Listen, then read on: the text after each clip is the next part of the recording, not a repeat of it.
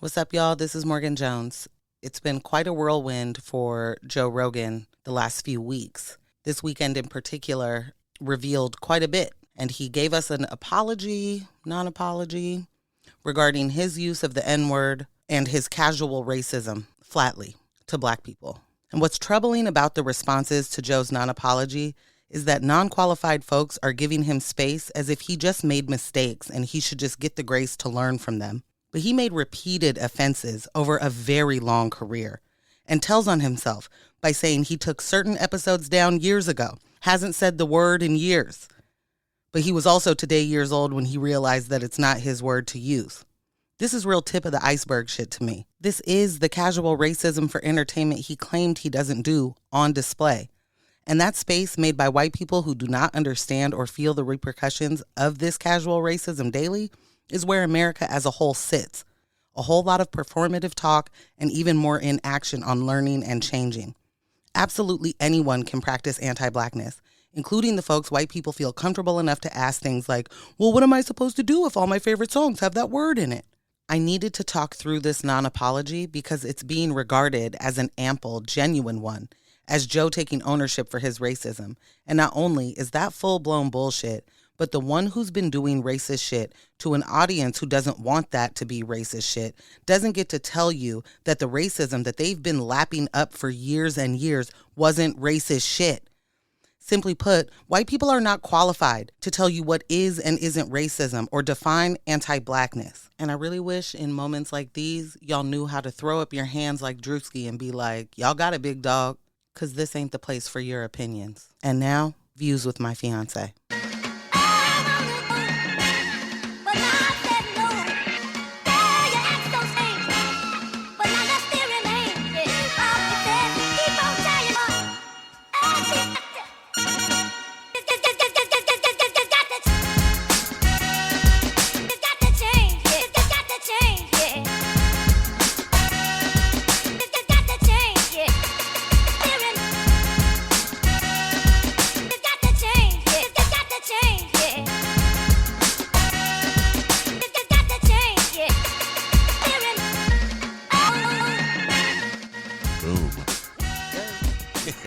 This is great. It's awesome. So Ambush, Yeah. some things have been happening with one certain Joe Rogan.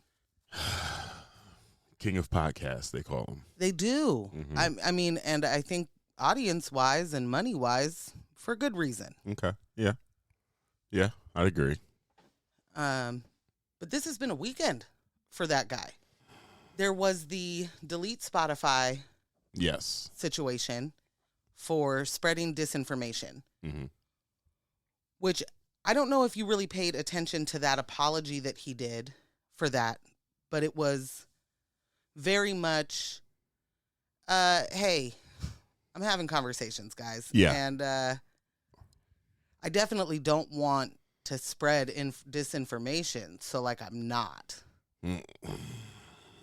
And also, is disinformation even really a thing? Because things that we were saying back then are right. appearing to be sort of true now. Right. And it would have got you canceled back then if you said cloth masks don't do anything. And now the CDC is telling you that cloth masks don't do anything, which is not true on its face. It's not. Saying it does less than it used to because the virus has changed. It's a different virus now. Science. Just a thought. Science out here sciencing. So, yeah, it definitely started with the delete Spotify. Then it transitioned into remove my content from Spotify. Right. So then artists came out and they were like, hey, man, I don't want to be a part of this. Mm-hmm. You guys are killing people and paying this guy a lot of money to do it. So take my music off. Right. And the internet, in the internet's fashion, did the ha ha ha, who's Neil Young? Never heard of him. Right. When, oh gosh, to be young. To be Neil. But to be young and to not really realize that the world is bigger than you, that really is a thing. Yeah. And Neil Young's career, just the career part of Neil Young's life is like double the people that are like, Right. never heard of him. Right, right. What's that gonna do? And like there are funny memes, you know, like your mom trying to delete Spotify and she's using a brick phone, and it's like, okay, guys, that is, haha. Sure, that's his crowd. But it's also like it just doesn't go, it doesn't jive, as they say, with the actual data of music that gets streamed. Right. Neil Young is out here streaming. Bruh. Anyway, that's not the point. The point actually is that has been a few artists have jumped on that train, and they jumped on that train for the reason of spreading disinformation. Right. And then India RE was like, I see what y'all doing. Hats off. Hats off. Good job. I empathize. I'm proud of y'all. Keep it up. Here's why I want my music off of Spotify. Right. And then she had a clip of a compilation of Joe saying the N-word, hard ER. Hard ER. For a solid 30 seconds. And this is a compilation, right? Like, so it's just him saying the word, basically, for the most part. Through the years. This is all different clips. These are not like, you know, he did 3 episodes where he just jam-packed them in. Right. He's got thousands of hours of podcasts, you know? And shout out to whoever edited that video for NDIRE and pull all those together, who did the scouring of the 12 years of him saying. And I don't know that they did it for her. Like that, you know, like right. That could have just been the resurfaced, you know, or true. Someone was like, you know what? Also, he be doing this stuff too. I don't know if it was for her, but she definitely used her was platform. The reason that I saw it. Right. And then she added, so it's not just this, you know, she was like, it's the internet, so that could be edited, it could be doctored, it could be all these things, but there is no context in which this white person gets to say that word. And let me be clear, not this white person, Joe Rogan, period. Any white person. Any white person. Period. The context is, there is no context. Right. And I guess like outside of acting? Outside of acting, sure. I have also had my issues with Quentin Tarantino's overuse because, okay, yes, depending on who you're casting and how the story plays out, it does make sense in certain sequences and scenes, but you, like, it's the only story you know how to tell. Bruh. And it's just like, dog, for real? And when that shows itself, like there's this idea that if a white person says the N-word, they are immediately killed on the spot, and so then they don't get to live anymore. Right. That just isn't the case, number one, obviously. When it comes to Quentin Tarantino, like, he revealed that, like, I feel like you're writing stories in order to be able to use it it's instead of... It's a fetish for him. Yeah, like, instead like of it being a part of the period or the part of the vernacular of the, you know, the time. The Hateful Eight didn't need it. That was a Western. It really didn't need it. Like... Well, I mean, time period-wise. Sure. But... Yeah, but it wasn't like the story he was telling with Django. Right. You know what I'm saying? Like that particular story just didn't like, and I remember, and I know we're kind of getting off topic here, but this is, you know, it's definitely in line. I remember watching that, enjoying it, and then having like my shoulders up, just waiting because I know he's gonna do it. Yep. So I don't enjoy that. Yeah. Mm-mm. The only reason why I brought up that context is because there's a big deal being made of. But in context, right? You know, what I was doing is quoting someone or whatever. Yeah. So the last piece of video that India shared was him telling a story and calling Black people the Planet of the Apes. Yo. We went to go see the Planet of the Apes, and we were dropped off in the Planet of the Apes. We were in Africa. In Philly, y'all. At a movie theater in Philly. They dropped us off in Planet of the Apes. There were no white people. Bruh. So it took him a while to say something about the delete Spotify because of Joe Rogan and disinformation. It didn't take him as long to respond to these clips that hit the internet. Right. But I want to just go through his apology, and I put that in the biggest air quotes because nope. But I want to go through it and talk about the context, talk about the nuance, and show you what he's actually still doing in this apology. Yeah? Let's do it. Hello, friends. I'm making this video to talk about the most regretful and shameful thing that I've ever had to talk about publicly. There's a video that's out that's a compilation of me saying the N-word. It's a video that's made of clips taken out of context of me of 12 years of conversations on my podcast, and it's all smushed together, and it looks fucking horrible, even to me. Now, I know that to most people, there's no context where a white person is ever allowed to say that word, never mind publicly on a podcast. And I agree with that now. I haven't said it in years, but for a long time, when I would bring that word up, like if it would come up in conversation, instead of saying the N-word, I would just say the word. I thought as long as it was in context, people would understand what I was doing. Like that. So I'm gonna pause it real quick. Mm-hmm. There's a lot of things that happen just within this first 58 seconds. He said this is the most shameful thing that I've had to address or talk about publicly. Right. But it wasn't shameful to do it. It wasn't shameful to spend those years using that word. It wasn't shameful in the way that you defended using that word because context. But now that this is an issue for somebody. Now that you're being called out for it, it's shameful to It's shameful to talk about. Yeah. That's a problem with the inability for us to hold white men accountable for their shit from the jump. Yeah. Because you're so not used to having to tell somebody why you did something. You're so used to not having to explain yourself.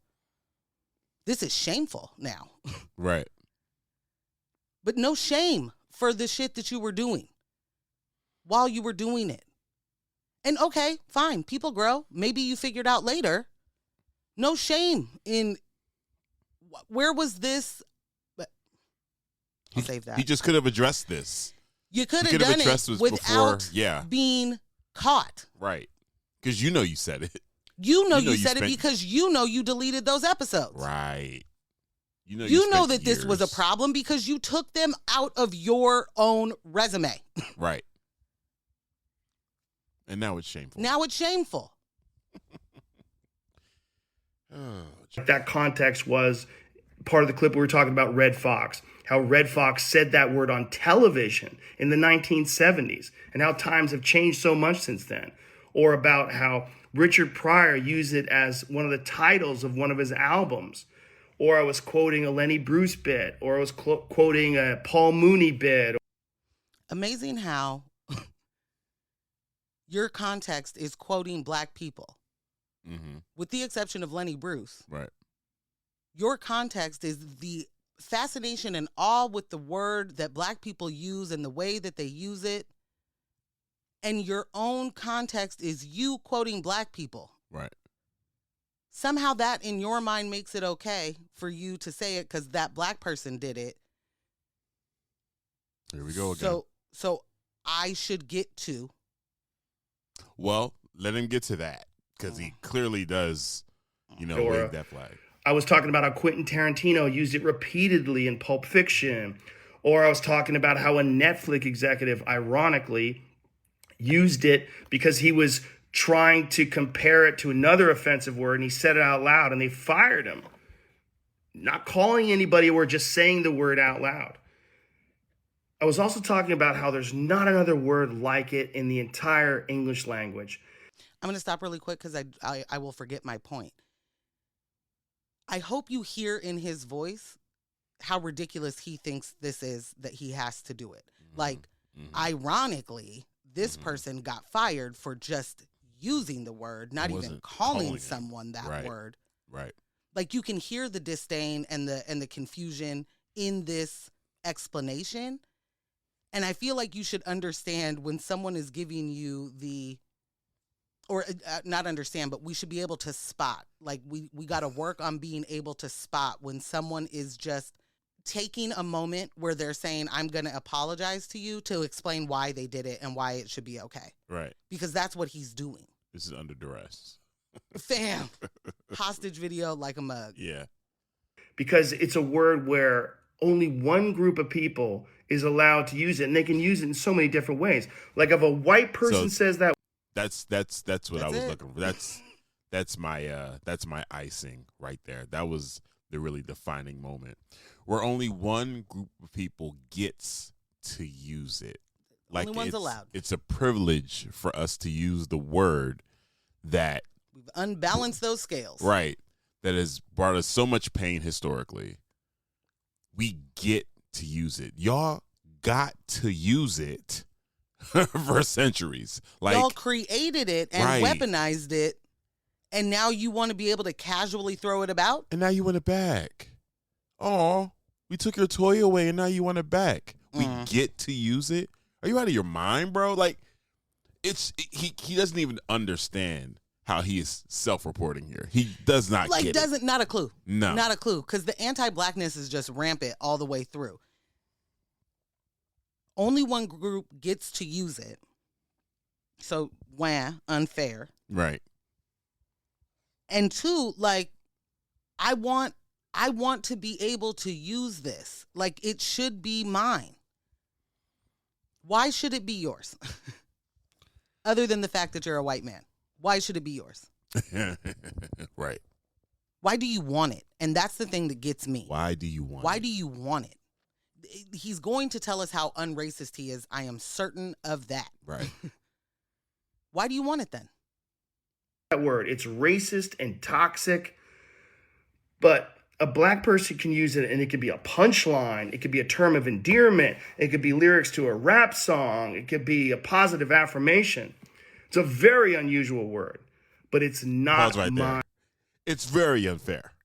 They can use it for this. They can use it for that. They can use it for that. It's very unfair. It's only bad when white people use it.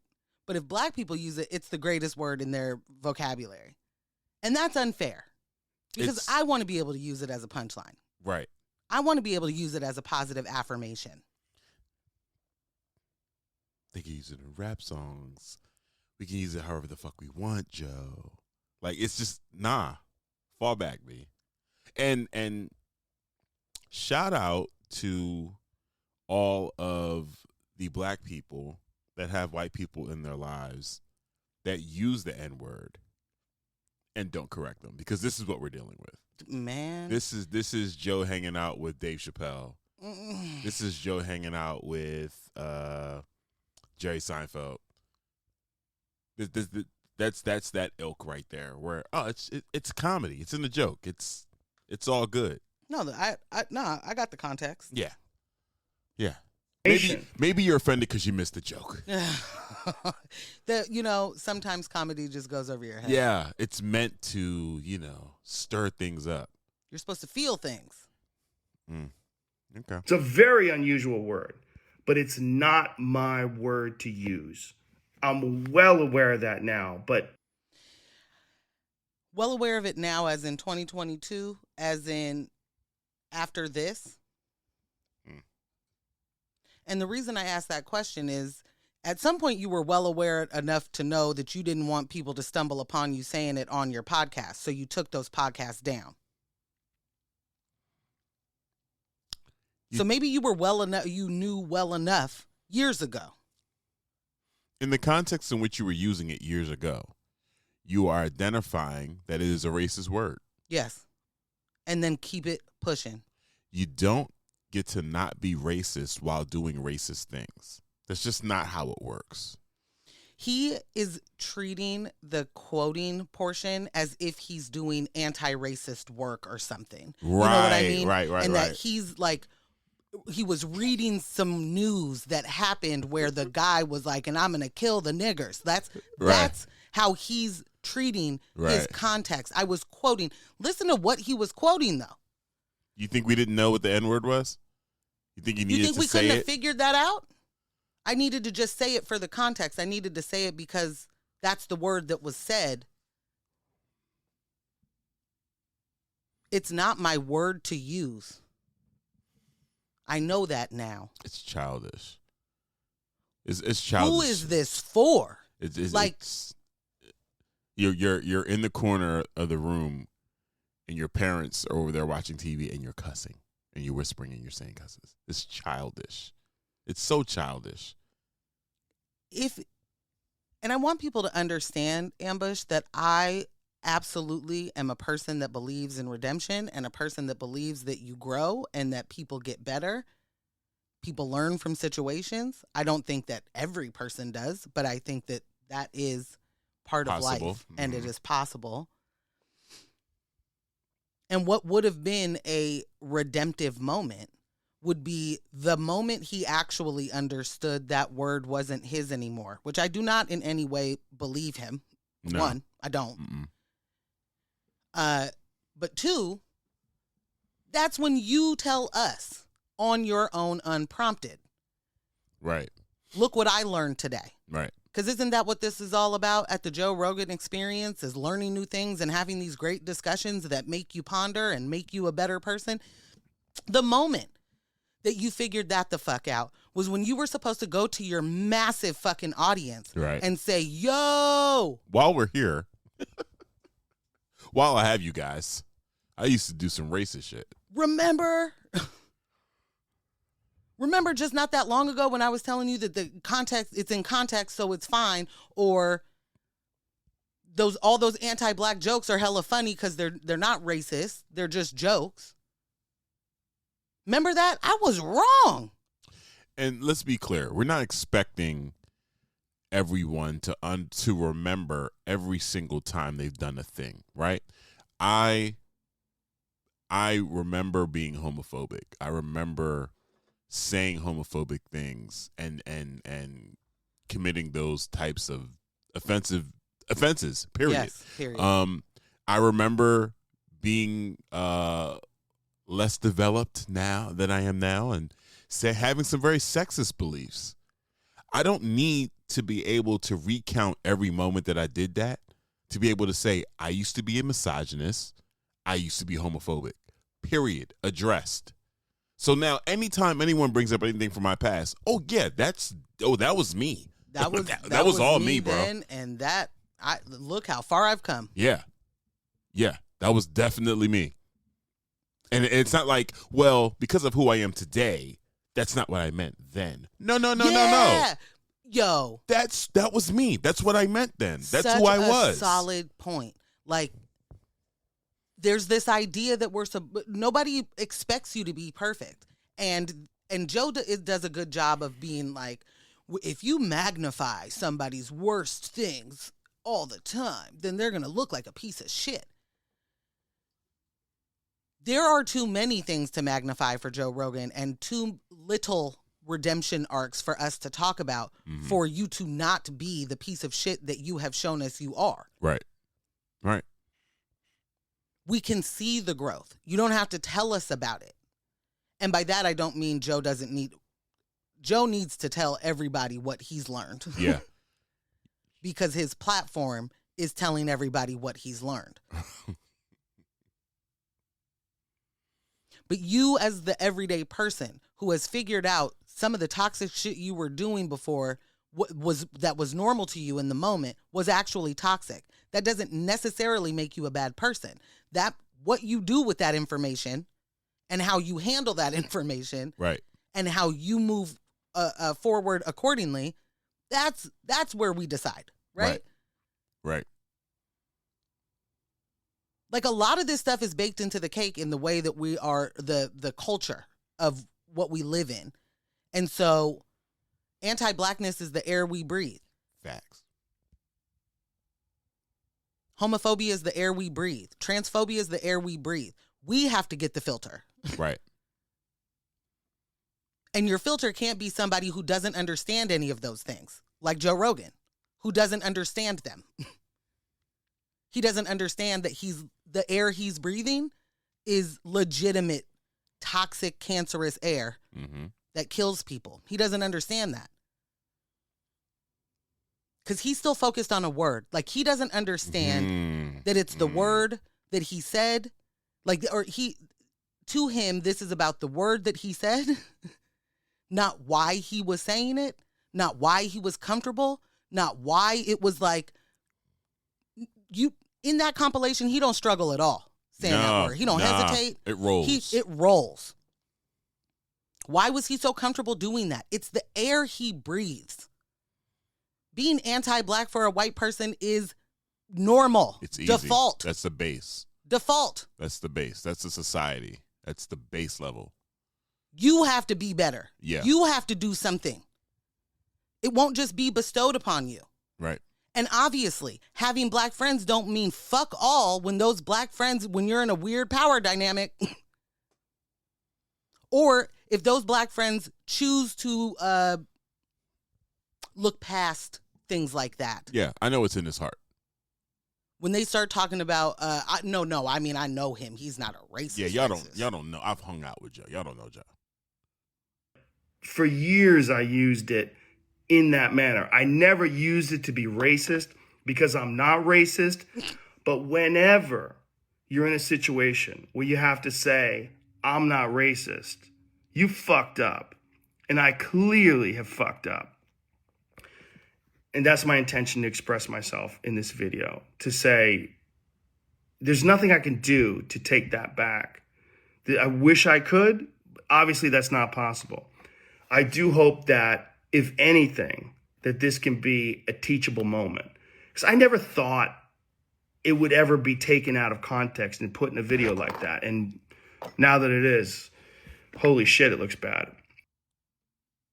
I never thought it would come back to bite me. I never thought anybody would ever say anything to me about this. I didn't know anyone would TikTok me. Like, what are you? These goddamn kids and their talkers. They're talkers and they're ticks. I don't understand.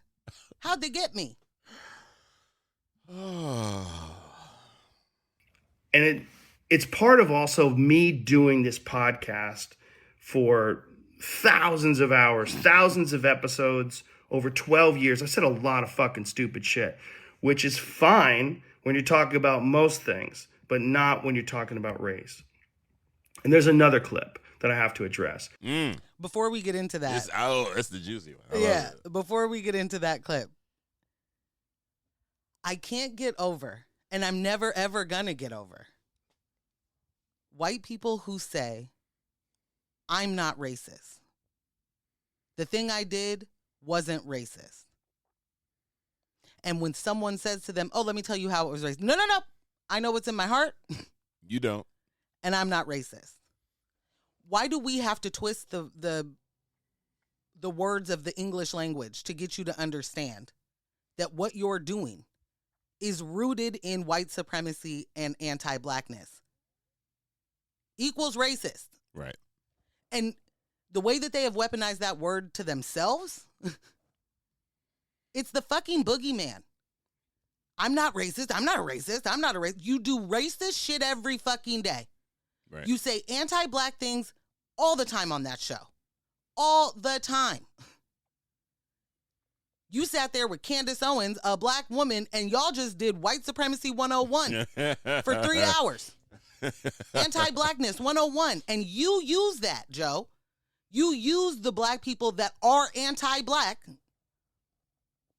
to boost the dumb shit that you guys think might be a conversation to have. Right. A discussion. Right. So, like, this white explanation of, like, why I'm not fuck you. Yeah, that don't work, bro. You're right now trying to explain yourself for a bunch of racist things you said and did. You don't get to decide if you are in fact racist or not. You don't have power over that. No. There's a clip from 11 years ago I was telling a story on the podcast about how me and my friend Tommy and his girlfriend, we got really high. We were in Philadelphia and we went to go see Planet of the Apes. And we didn't know where we were going. We just got dropped off by a cab and we got dropped off in this all black neighborhood. And I was trying to make the story entertaining. And I said, we got out and it was like we were in Africa. It's like we were in Planet of the Apes. I did not, nor would I ever say that black people are apes, but it sure fucking sounded like that. Okay, first of all, yes, you did. Second of all, 11 years ago was 2011. 11 years ago was 2011.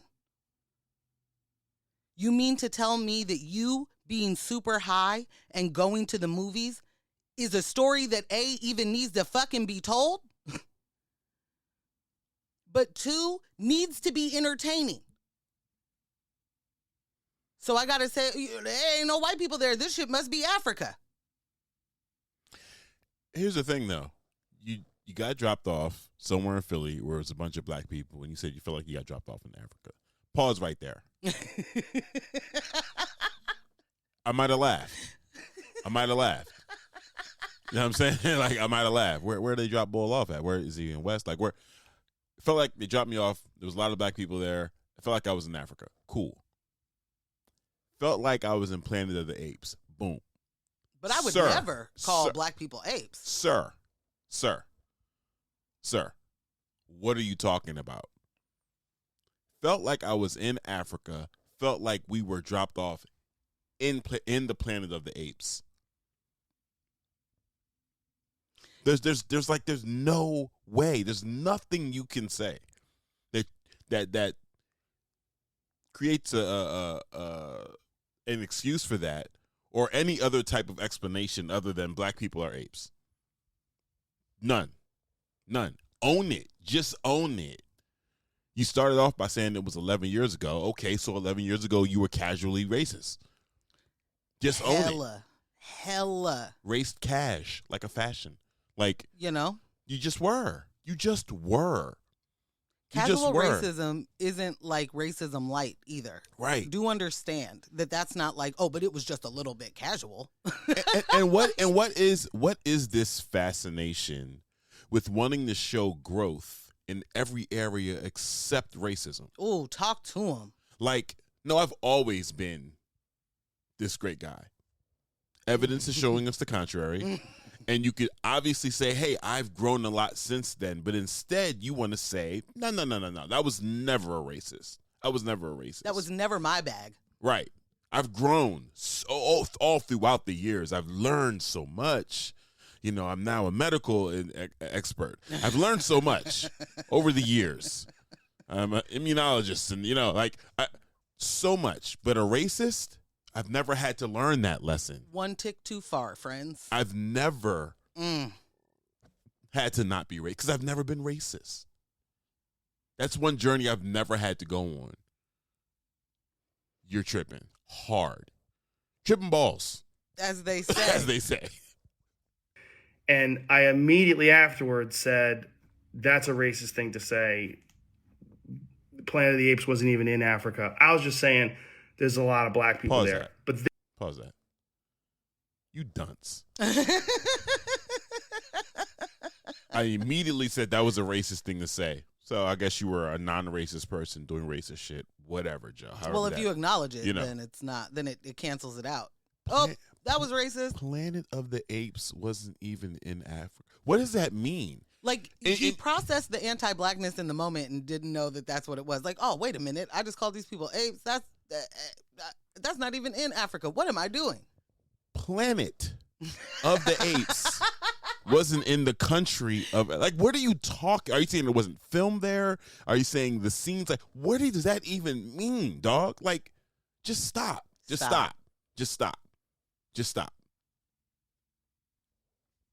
In Africa. I was just saying there's a lot of black people there. But then I went on to talk about what a positive experience it was and how much fun it was to go to see this movie in a black neighborhood.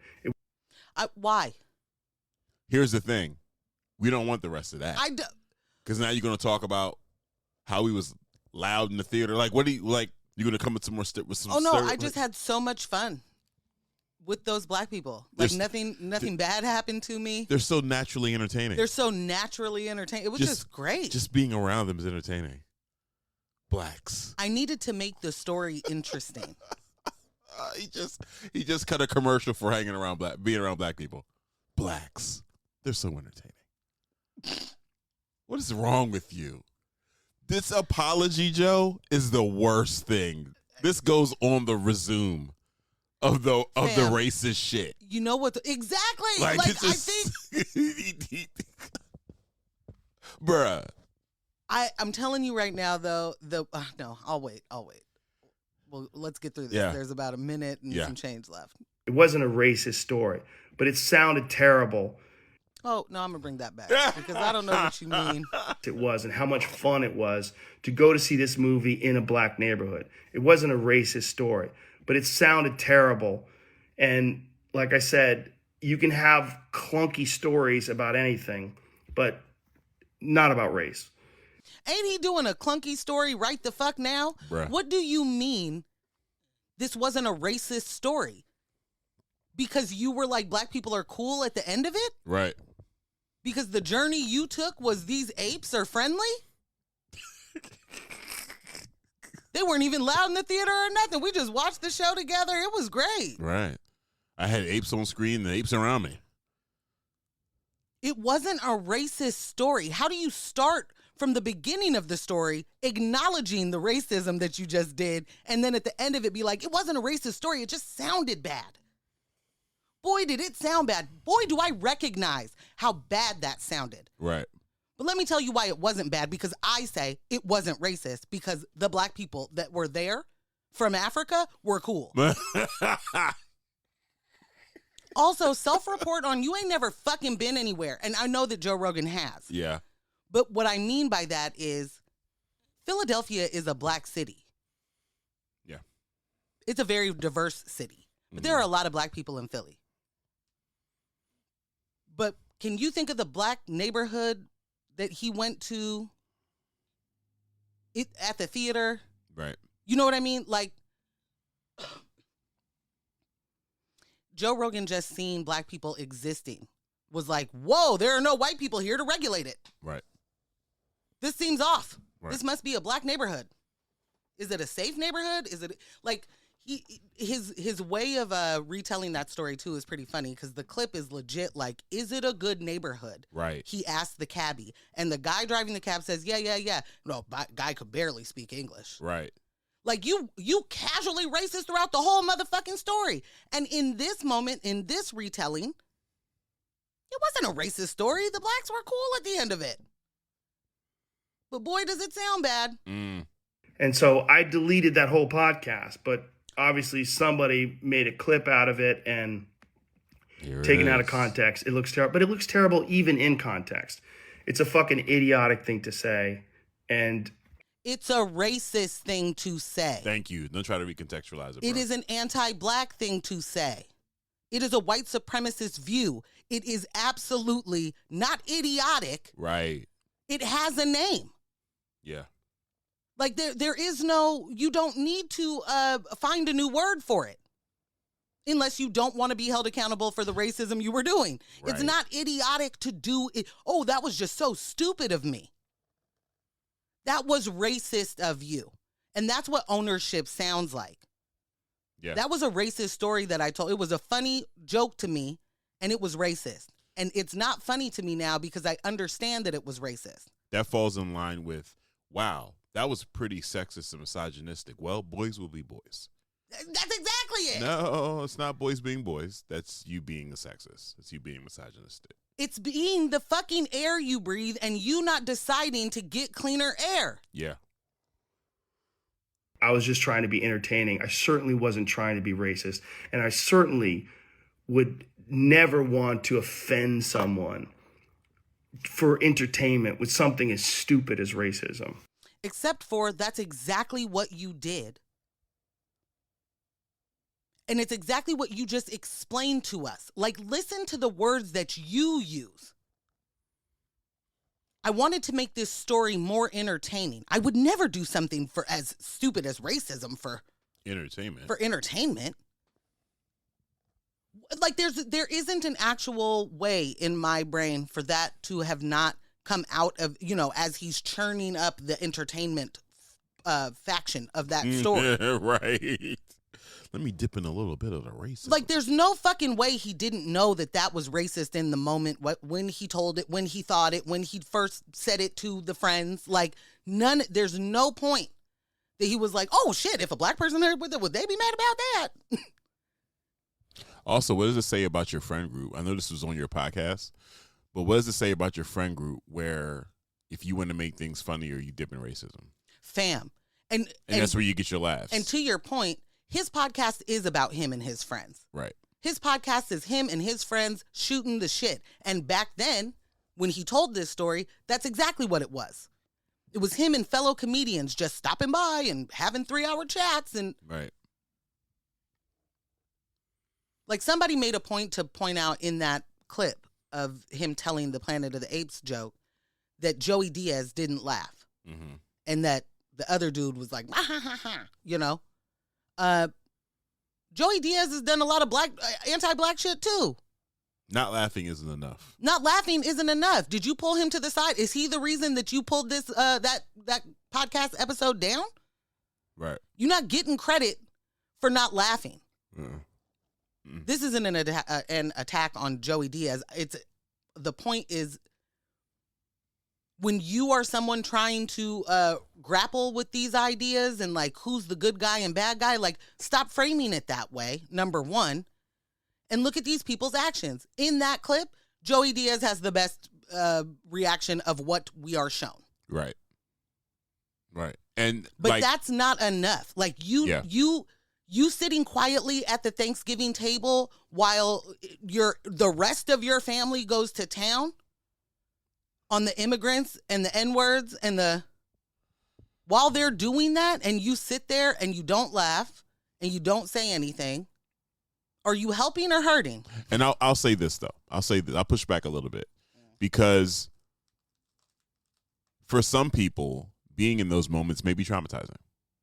They may not have the words. They may not have the wherewithal to pull themselves together to even, like, they may be continuously traumatized in those moments, sentence after sentence after sentence, and then maybe need to go somewhere and take a break. Like, I need a wait. Like, I can't wait for them to bring out dessert so I can get away from this table. Like, I will give you that is absolutely possible. So, like, that's good for Joey in the moment.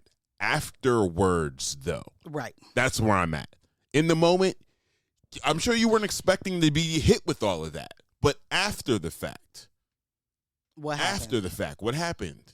We can't keep running from these uncomfortable moments, or they're going to keep happening. We have to act. We have to. My hope is that, look, I can't go back in time and change what I've said. I wish I could. Obviously, that's not possible.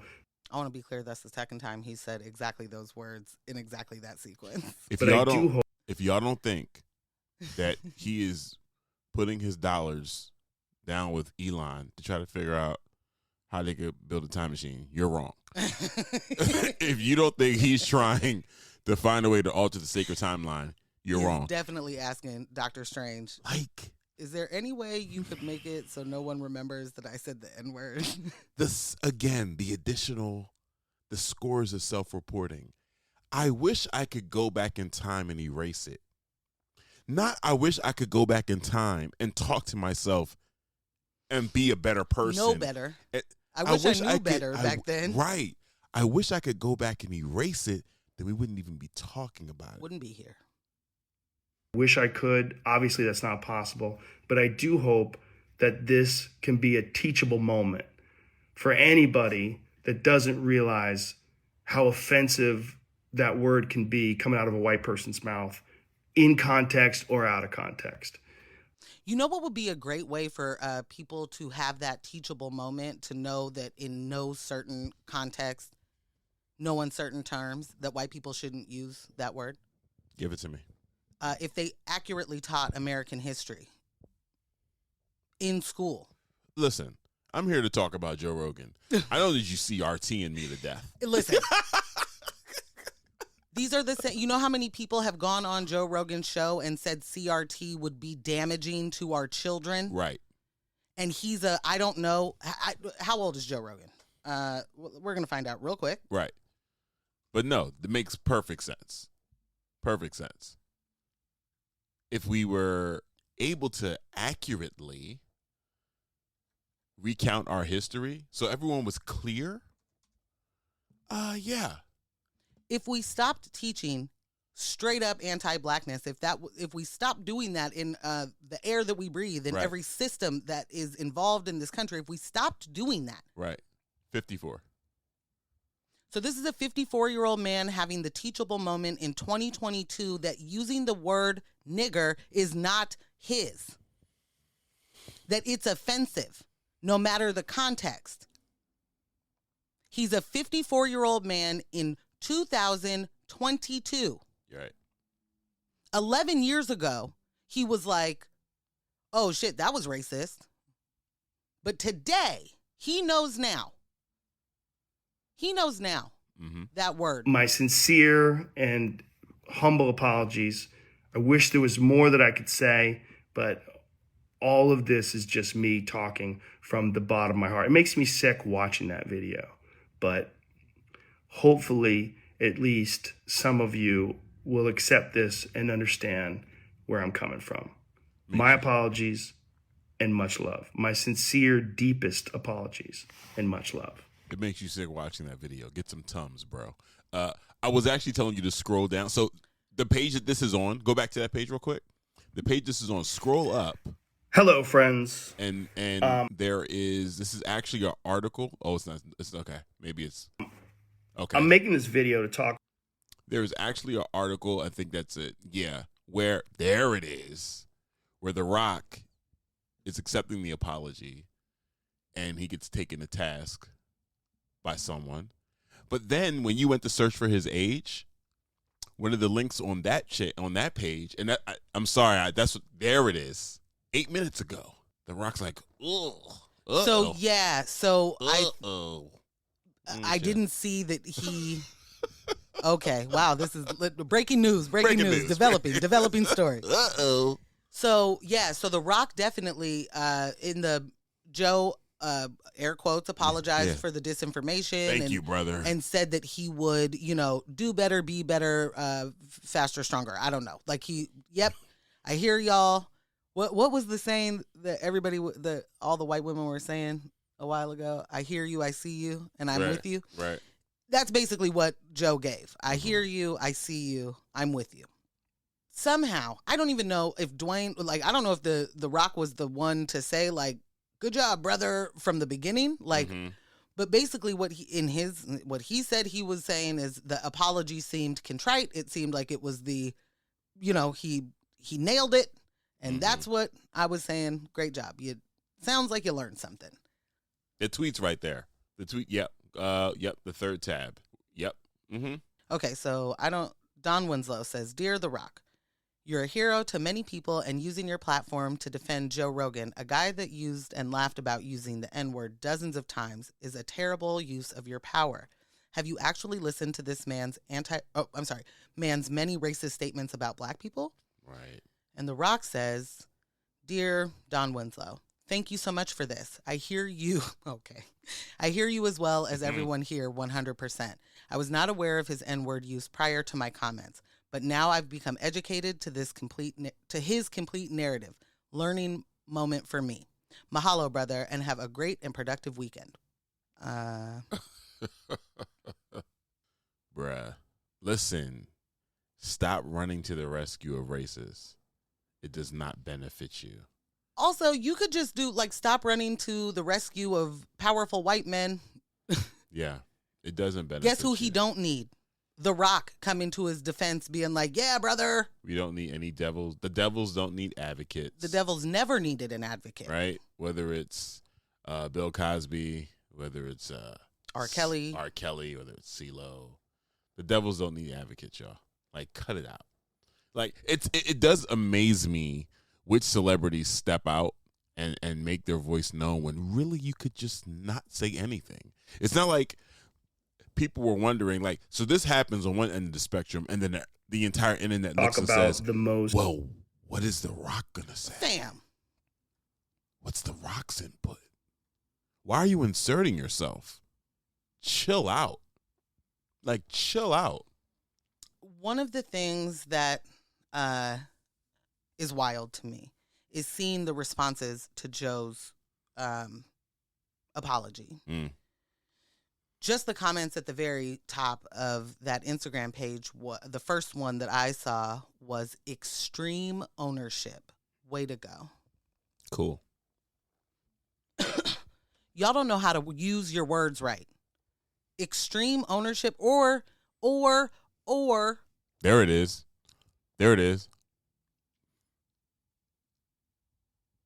That does equal ownership for them. You're right. That is extreme ownership. Thank you for letting us know. Thank you for letting us know. Self-report. Yes. Thank you for letting us know how far away from reality you are. Because that's what it is. It's a disconnect from fucking reality. And to act like everybody else is living the life you live except for these couple of people that are just real peeved about something. Those black people always getting so up in arms about shit. Yeah. And be clear, we're not here to debate. Not even a little bit. Yeah. It ain't nothing to talk about. Very, very short fuse when it comes to these conversations. Like, I'm not going back and forth with anyone at any point when it comes to racism, when it comes to sexism, when it comes to homophobia, when it comes to all of the ills that, people specifically in my age bracket are still grappling with. No, it's a hard pass. It's a hard pass. So if you have a difference of opinion, you need to find someone else to have that conversation with. I'm not going to bring you to the lights. You have a personal responsibility to want to do better. And if you can't start with just listening to opposing viewpoints, if you can't start by listening to people that have been telling you over and over again the pain that your viewpoint brings to them, then there's really nothing for us to talk about. Like, absolutely nothing for us to talk about. And I'm saying that because I know there will be people in our community that will rush to support Joe, that have rushed to support R. Kelly, that have rushed to support Bill Cosby. Yep. Y'all can have it. Yeah. And just because you embrace him doesn't mean he's pro-black or anti-racist. It just means you're joining him in anti-blackness. That's it. You've picked your team. Cool. That's it. And now that you've identified what team you're on, we're not good. We can't be, because I'm over here doing other work. So that goes to like all of these celebrities, people of color that have influence, that have platforms, that sit quietly while this shit happens. Right. India Arie said, pull my stuff from Spotify. There are many other artists out there that have larger platforms than she does that don't really need Spotify, because Spotify isn't really paying y'all. Right. That could say that. And you know what? Good point. Get me off of Spotify. What I really appreciated and want to continue to highlight about what she did there was she articulated how Spotify has the $100 million to pay Joe Rogan. Right. And that is by exploiting the labor of the music artists. And so I want everybody to understand just how exploiting people's labor in order to pay somebody to do two things at once. Disseminate disinformation and straight out fucking propaganda, and then anti-black talking points. And don't get me wrong, Joe hits all the isms. Yeah all the ists. He hits them all because he's an enormous transphobe. Enormous. Mm-hmm. That didn't touch anybody's trigger of get me off. Right. I'm not listening to Spotify anymore. Take me off of Spotify. That didn't hit anybody's radar. But he's been doing this. This is not going to be like you were able to find a couple of episodes and now we're blowing it out of proportion. He spends his day getting paid to do exactly this. What is shameful for him is that he has to be the face of it when it's when it's being called to the carpet. Right. That's the shameful part. But he and Spotify understand what the relationship is. Yeah, Spotify know what they're paying him for. Spotify is legitimately taking the money that artists should be paid. Primarily black artists. And understand, I get it. They sign contracts. They, all of those things. That aside, though, they're taking the money that they don't pay the music artists, and they're paying a person who not only does this crazy, I'm just having conversations, I'm an ape, I'm a meathead, I don't know anything. Mm-hmm. I'm just here having conversations. Spreading a lot of things that are dangerous as shit. And that's not hyperbole. Like having on a bunch of misogynists that couch it in like, I want a traditional wife.